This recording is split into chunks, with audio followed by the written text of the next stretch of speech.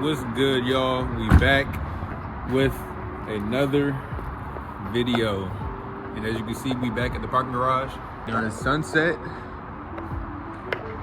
But yeah, here's the Audi. Let me know how y'all like the sound clips at the beginning of this video. But as you can see, I got my list. Fun fact, this is my Vlogmas list that I did not get to complete. For Vlogmas, I think we did 8 videos, so that's 8 days, that's not good at all. So I don't know, I started off strong and then it kind of just died out. Not that I didn't want to do it, but I kind of just got busy. But I'm not making no excuses. We're gonna get right into this video because it's still cold and it's still getting dark at 4:30, which is crazy. But we're gonna do a video of should you buy an Audi A4 B7. Now, before we get started, I'm a little biased because obviously I've had this car for like 5 years now. And so obviously you should buy one because I have one and it's still a good car. If it wasn't good, I would have got rid of it, but it's still a good car. Should you buy an Audi A4 B7? Yes. Now, let me explain. If you're looking for a daily car that's gonna have 0 issues, get you to point A, point B, this car probably isn't for you. You're gonna have to work on this car. You're gonna have to do maintenance. You are going to have to do things to this car. It's not just gonna get up and go every single time. Now, it might for a while, but as you drive it, things are gonna go bad. These are old cars, so it's gonna go bad. They're old, but they're cheap. So you can find one for a good price, but just know the lower price you go, the more problems it's most likely going to have. So if you get a cheaper one, just know I would just go over it, do your maintenance and stuff. Because once you do the maintenance, you're good. It's just doing the maintenance is the hard part on these cars because there's a lot of maintenance to be done. I bought mine from a flipper, so he kind of did a couple of the maintenance. No, the timing chain is not done. I know, but that's a topic for another discussion. I bought a good example of the car, so I kind of didn't really have to do any maintenance. 2025, the car started giving me problems, which you guys know because I make videos on this all the time. So if you're caught up on my videos, then you know the problems that I get or that I had in the past with this car. Not major problems, but there's a couple things that I had to do, not catastrophic stuff to where like I couldn't drive the car. Because this is my daily, so I had to drive the car. I work every day. Well, I work 5 days a week like everybody else, so I need the car. So obviously the jobs weren't that bad. Also, let me know if you guys like these type of videos where I'm just like talking and walking around the car, because I can do more videos of me driving and stuff like that, but I feel like that kind of gets repetitive and the car isn't that exciting on camera. In real life, the car is a lot of fun, but on camera it's not that exciting because of what it is. On camera, it looks slower. You can't really hear the noises, stuff like that. So I feel like for y'all, it's not that enjoyable to watch. So I kind of make these videos, but let me know what y'all want to see, what kind of videos suit you better, you know? And if you're not, follow me on my socials, because I'm more active on there. I'm trying to get more active on here. If you saw my short video of my vision board for 2026, I put to post more on YouTube, post more long form content on YouTube at least once a week. I used to be consistent when I was getting mods, but it's hard to like be consistent with a car channel because you have to buy mods.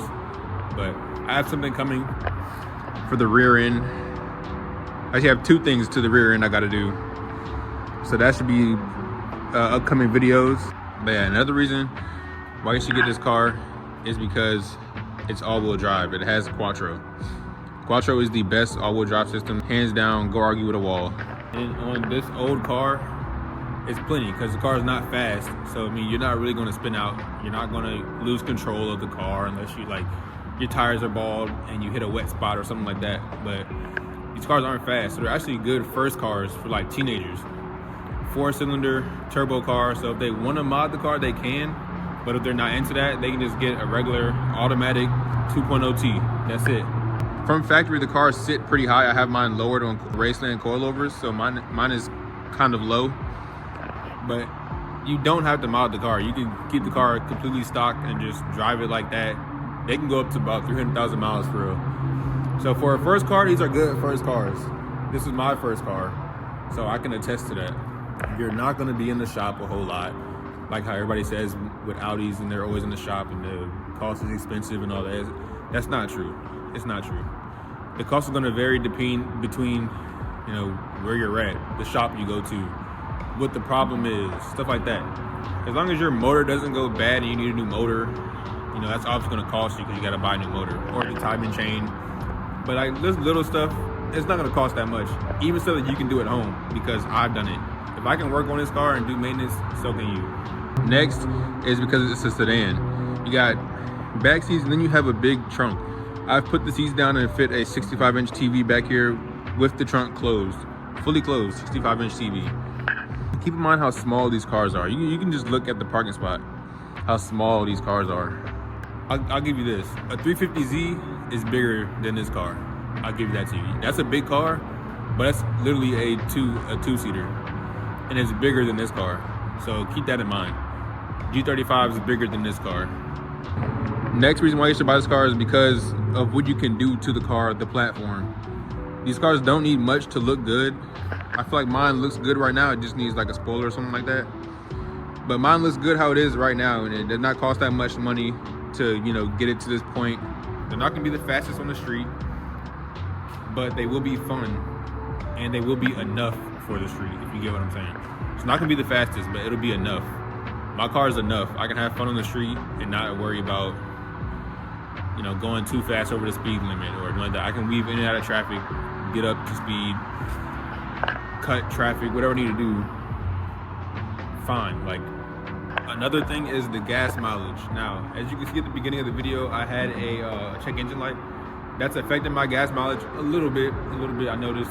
But you can get, I've gotten up to 515 miles on a full tank. So it just depends on where you go, where you get your gas. But average, I get about 485 miles on a full tank, that's great.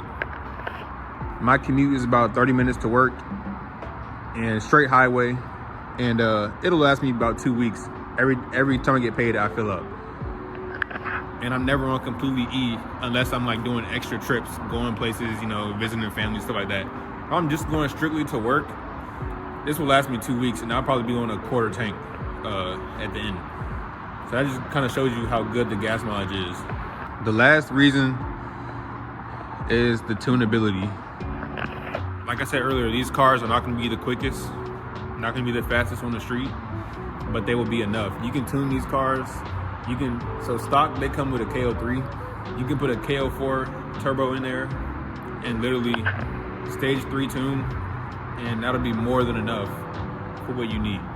Mine is basically it's full bolt on, stage 2 plus tune, and that's more than enough for me.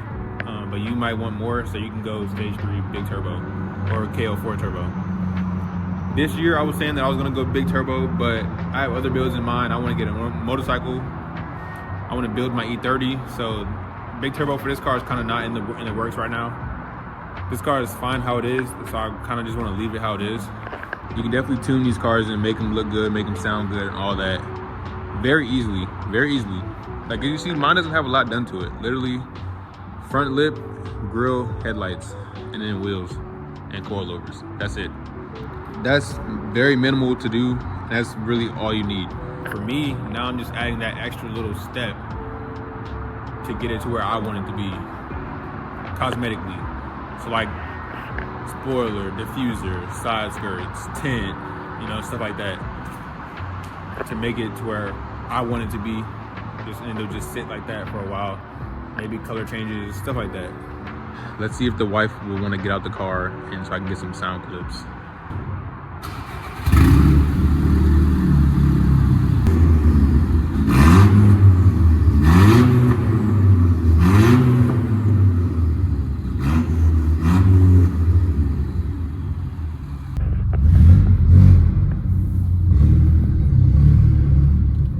Let's go ahead and get out of here for the popo show up.